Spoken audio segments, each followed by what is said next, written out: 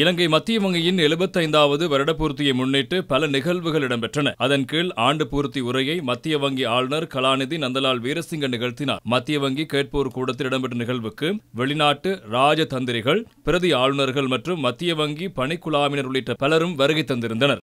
I must say this is recognition for the Central Bank of Sri Lanka. இந்த அங்கீகாரம் எனக்கு மாத்திரம் கிடைத்த அங்கீகாரம் அல்ல. குழுவாக செயற்பட்ட இலங்கை மத்திய வங்கியின் உயர் முகாமைத்துவத்தினர் ஊழியர்கள் பெற்றுக்கொண்ட அங்கீகாரமாகவே இதனை கருத வேண்டும். இது எனக்கு தனிப்பட்ட ரீதியில் கிடைத்ததல்ல.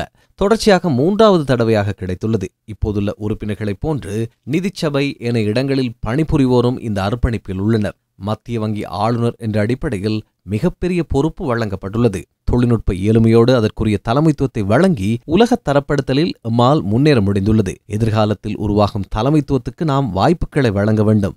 முன்னேறுவதற்கான சந்தர்ப்பத்தை வழங்க நான் தயார்.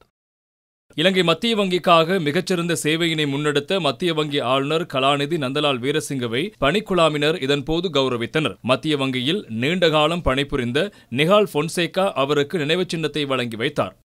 இதேவேளை இலங்கை மத்திய வங்கியின் 75வது ஆண்டு பூர்த்தியை முன்னிட்டு 2000 ரூபாய் புதிய நினைவு நாணயத்தால் மத்திய வங்கி ஆளுநர் கலாநிதி நந்தலால் வீரசிங்கவினால் இன்று ஜனாதிபதி அனுரகுமார திசாநாயக்கவிடம் கையளிக்கப்பட்டது. ஜனாதிபதி செயலகத்தில் நிகழ்வு இடம்பெற்றது. புழக்கத்திற்கு விடப்படும் நினைவு நாணயத்தாளாக இது வெளியிடப்பட்டுள்ளதோடு இந்த நாணயத்தால் இலங்கை மத்திய வங்கியினால் வெளியிடப்படும் 5வது நினைவு நாணயத்தாளாகும். தேசிய அபிவிருத்திக்கான அடிப்படையாக பொருளாதார நிலைப்பேரை மேம்படுத்துவதற்கென மத்திய வங்கியின் தளராத அர்ப்பணிப்பினை பிரதிபலித்து சுபிட்சத்திற்கான உறுதிப்பாடு எனும் ஆண்டு பூர்த்தி கருப்பொருளுக்கு ஒத்திசைவாக இந்நாணயம் அமைந்துள்ளது.